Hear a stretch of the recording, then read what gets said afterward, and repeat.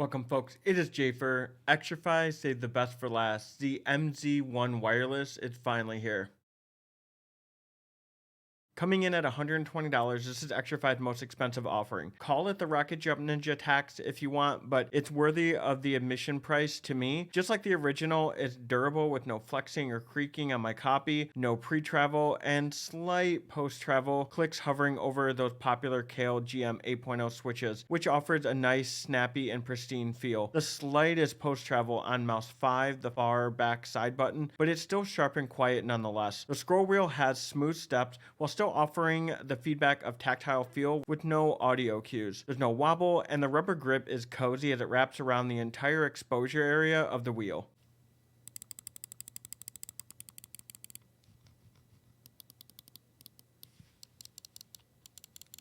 Sensor is going to be the 3370 by Pixar, a staple that's been around for a while now. No issues with that as I use it on my main pad, the Artisan Zero. Just like the M4 and the M42 wireless before, we have no software. Everything is controlled and monitored via the sliding switch on the bottom and a combination of buttons. When you crack open your package, you'll see a small Phillips screwdriver. You'll use this to adjust the weight slider via 2 screws. If you don't want to mess with that, that same tool is used to switch around the rear end of the MZ1. The shape is rather polarizing, specifically the back end, as it's either working with your palm or fighting against it. Xtrfy and Xi realized that with some gamers that just didn't take too kindly to the back end of it, so they included a much more forgiving lower option. That additional piece removes that rear end that butts up against your palm and now has a downward sloping angle that affords you much more room to make adjustments, and you'll feel freer really with your grip while using this mouse finally.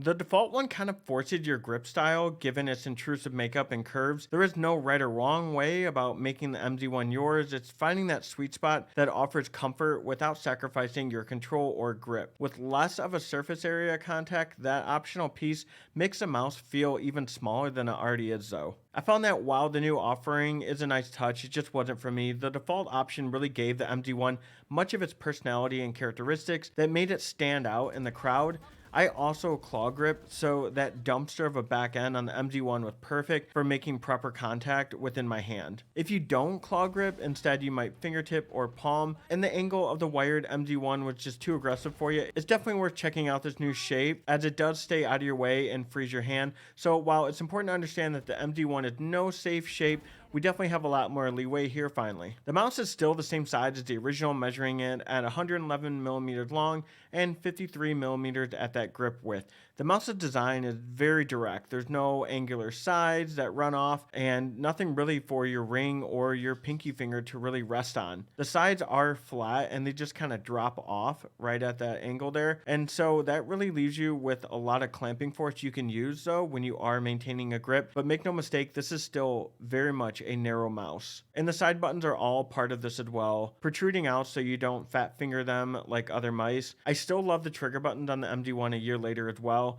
They're long, deep curves for your fingers to rest into. Weighing 162 grams is much like the M4 and the M42. Moving the weight balance is entirely dependent on how you hold the mouse and what's really going to work for you. Previously, I didn't see a benefit to moving the weight on those other mice. However, with the MZ1, I moved the weight back and I immediately felt like it was better suited for my needs. The standard positioning, it seemed like the weight was just a little front heavy. Maybe it's just because of the feel and the way I hold the mouse. Either way though, I pushed it back and it really worked well for me. So I definitely recommend you tinker around with it on the MZ1. One thing I noticed, unlike the other Xtrfy mice, the MZ1 uses the same mouse feet as the wired. So you can immediately go out and grab yourself some nice third-party premium feet. The standard PTFE feet are great though, just as a default option, and you also get an extra set included. And lastly, the mouse is equipped with a USB-C connection. Bravo to all that pressure that Boardsy puts on all these manufacturers. The mouse will blink in red, yellow, or green to give you a general idea of its battery life. You can expect around 75 hours of battery life if you turn off the RGB. You might have also noticed that they removed the RGB strip that runs along the front of the original MZ1. Of course, that's to maintain battery life and lower that overall weight.